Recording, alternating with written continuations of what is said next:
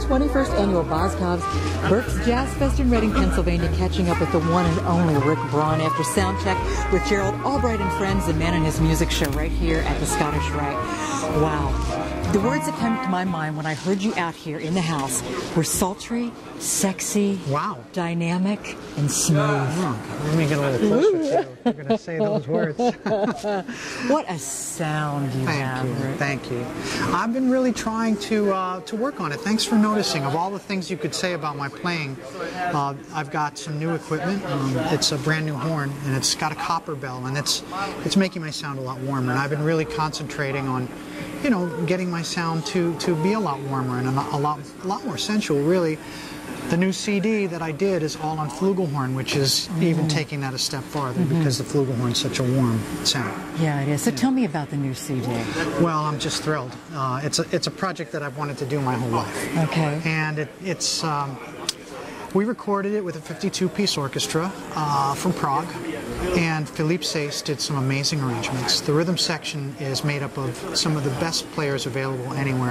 Joe LaBarbera, who is coming to play the show, David Fink, who is also coming to play the show, Dean Parks on guitar, David Fink plays bass, Joe LaBarbera plays drums, and Philippe Seyss, of course, did all the arrangements, played all the piano, and Philippe is amazing. He played piano, did the arranging, and played vibes. So the record wouldn't have been possible without him.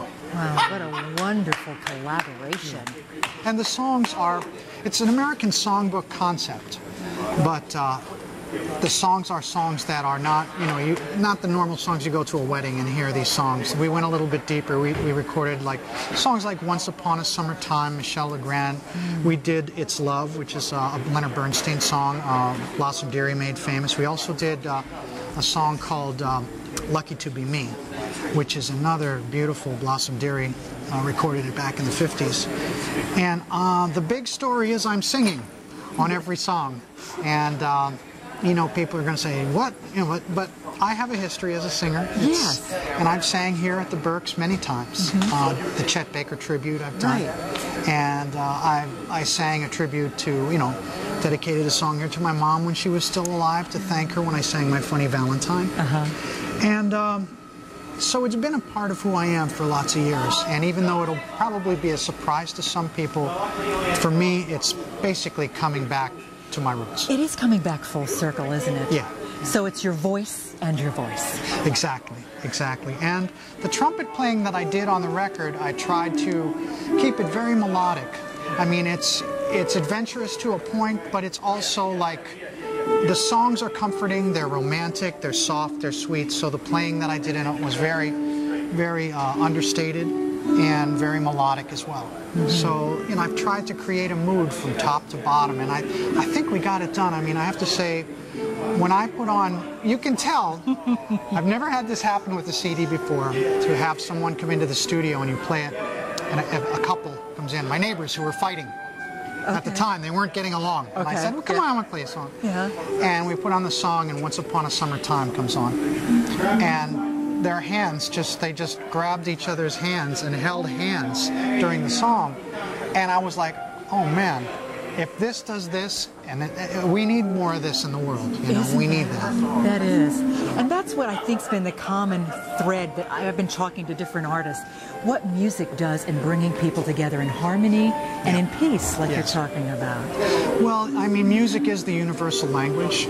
You don't need to speak French to play music in France. You don't need to speak Japanese to play it in Japan. People understand the emotion of music. And, you know, we're going through hard times, no doubt about that. I know they say things are getting better, but there's a lot of us, you know, who don't really see that. And so I think right now, more than ever, people are coming to shows to heal. Yes. And that's another reason why I wanted to make this record, is to just be a positive force on a troubled world, you know. Yeah, and it's record numbers here this year at Berks Jazz Fest. Isn't that great? Because I know this is almost like hometown fest for you, too. It just makes me feel good. It does, to come back here. It does, and I hope this fest, I mean, everything has a beginning and an end, but I hope we don't see the end of this festival for many, many years, you know. Any final thoughts before we wrap up and let you go on your way to... Just a big thank you to you for helping to keep this music out there. We've had to, as things evolve, find other ways to do what we do. And journalists and broadcasters have been being very creative and finding ways to get things out there, and I appreciate that. And most of all, I appreciate the fans who have hung with us in spite of radio stations closing and shutting down, formats changing. Record numbers at the Berks without a station in Philadelphia. You know, that's... What does that tell you? We need this, and we are so glad you're here providing this for us. Well, it's a good thing. It's an honor to be here, that's for sure. Thank you for taking time once again. You're welcome, Diane. You're a sweetheart. It's always a joy. We're coming to you from the 21st Annual Berks Jazz Fest in Reading, Pennsylvania.